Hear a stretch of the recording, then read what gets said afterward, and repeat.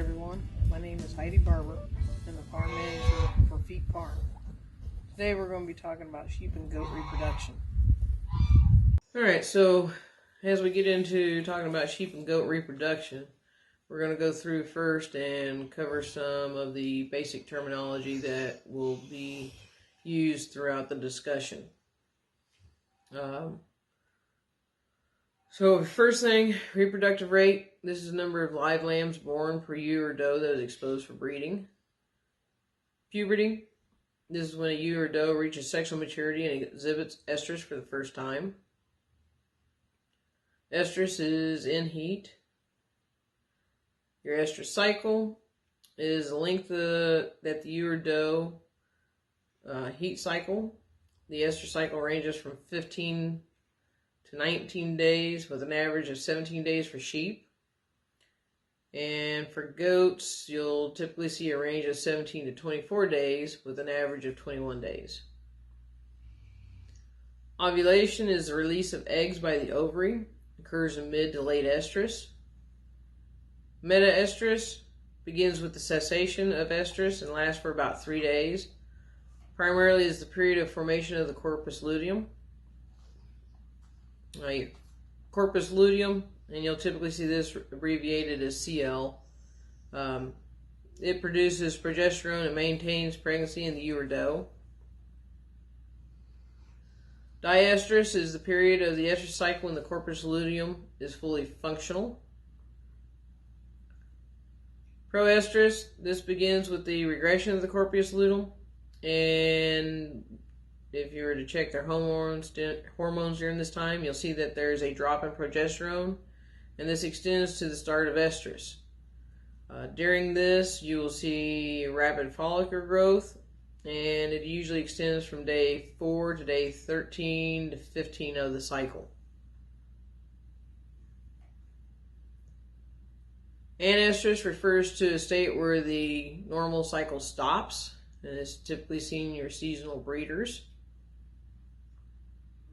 Gestation is pregnancy, and paturation is lambing or kidding.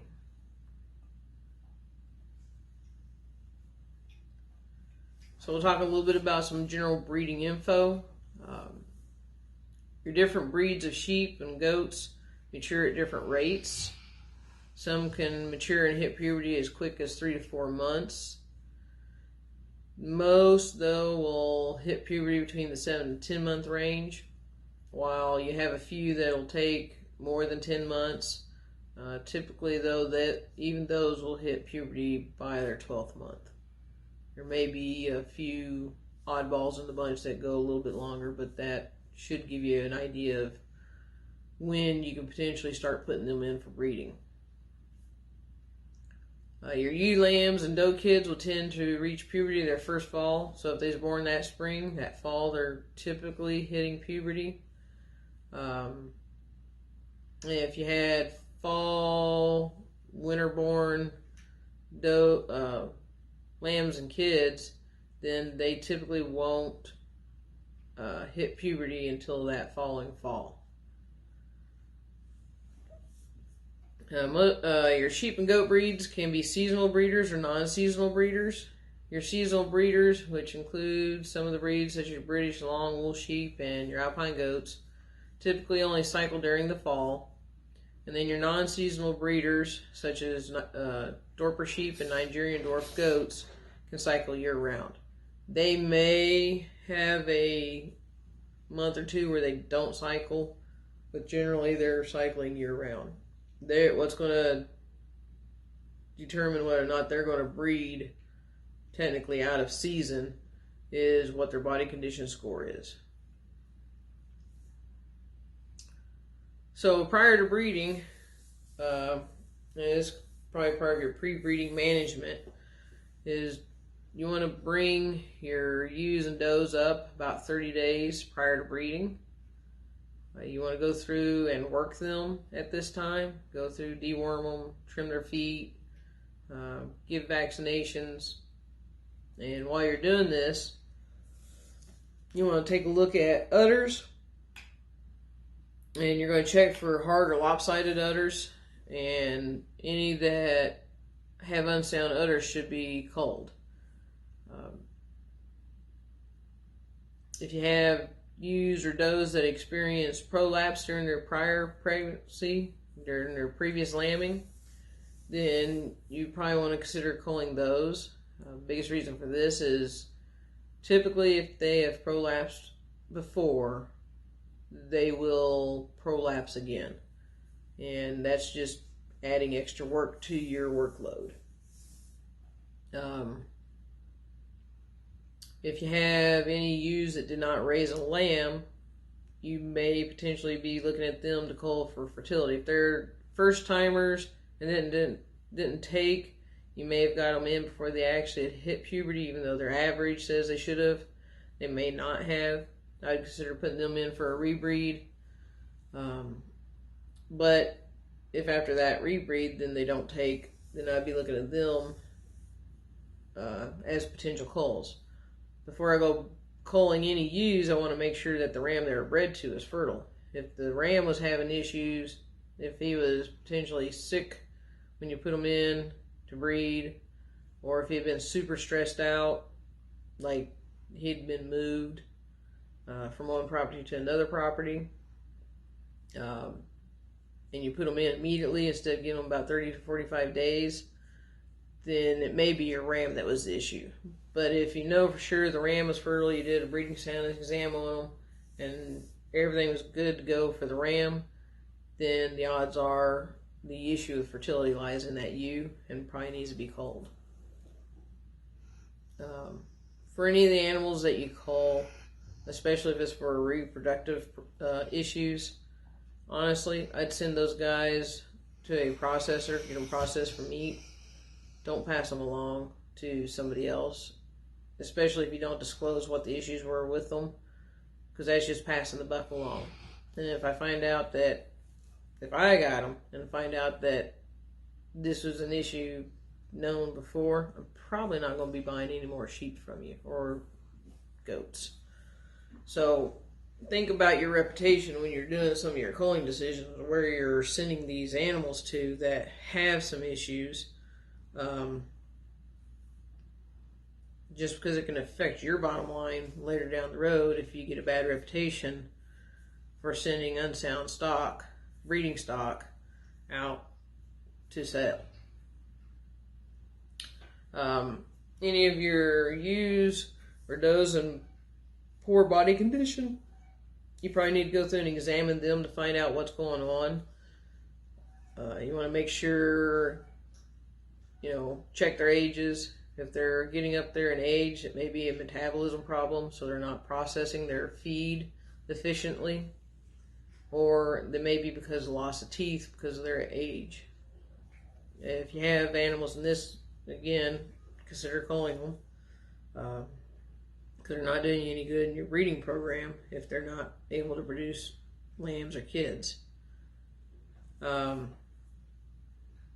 want to take a look at your ones with foot problems, so foot rot, foot scald,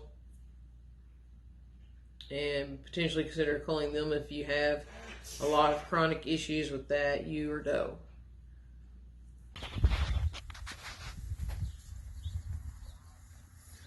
So as you're going through and picking out sheep, ewes especially, for potential ewes to add to your breeding stock, you want to go through and kind of look at some of the things that might affect breeding. One of the things, I've got a ewe here in front of me. If you notice, right now she's not bred, so she's not bagging up, and her udder is lopsided.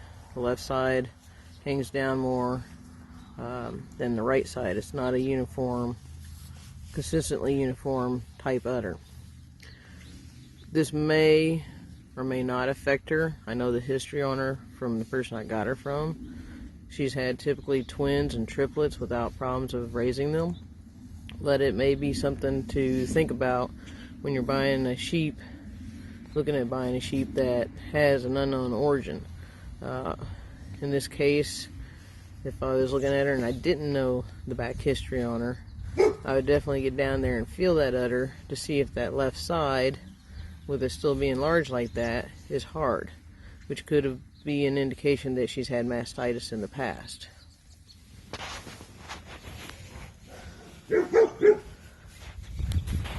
As you're looking at sheep in general, whether it's a ram or a ewe, you want to look at their conformation, because there's things in the conformation that can potentially affect their breeding soundness. If their legs aren't set properly, if they've got small, pencil-thin legs, they may not be able to carry their weight and be able to get around the pasture like they need to, which is going to affect them being able to graze, and it's going to affect them being able to reproduce.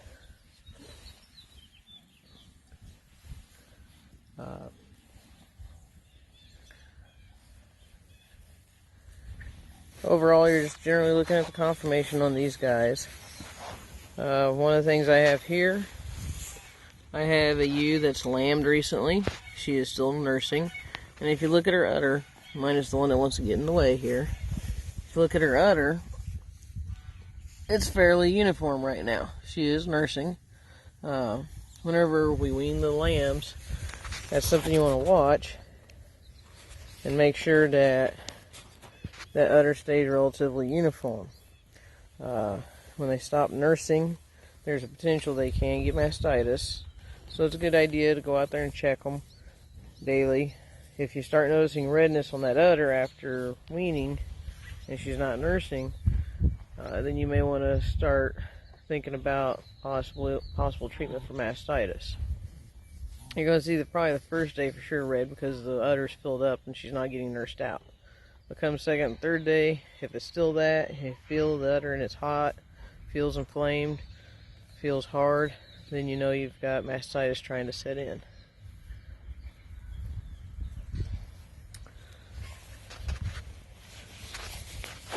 I'll come over here and see if my ewe that's close to lambing will stand up so we can see some things that are going on here.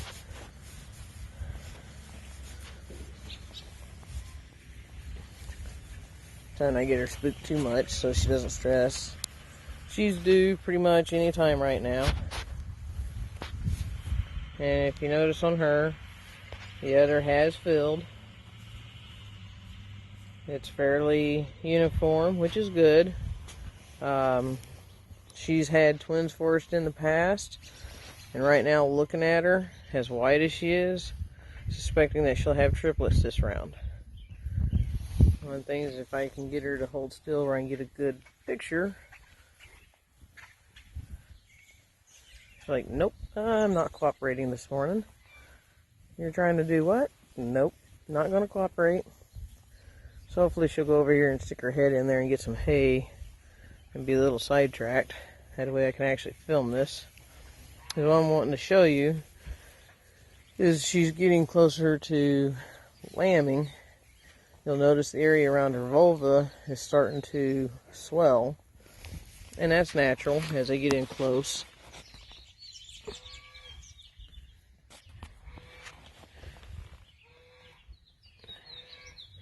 Hopefully you can kind of tell if I got her, and I come over here and then look at one that is not, you can tell the difference on them. So the one that's in front of us right now, she's probably about 2 months along, nowhere close to lambing. She will start to look like her as she gets in closer, because that loosens up as they get close and ready to actually lamb out.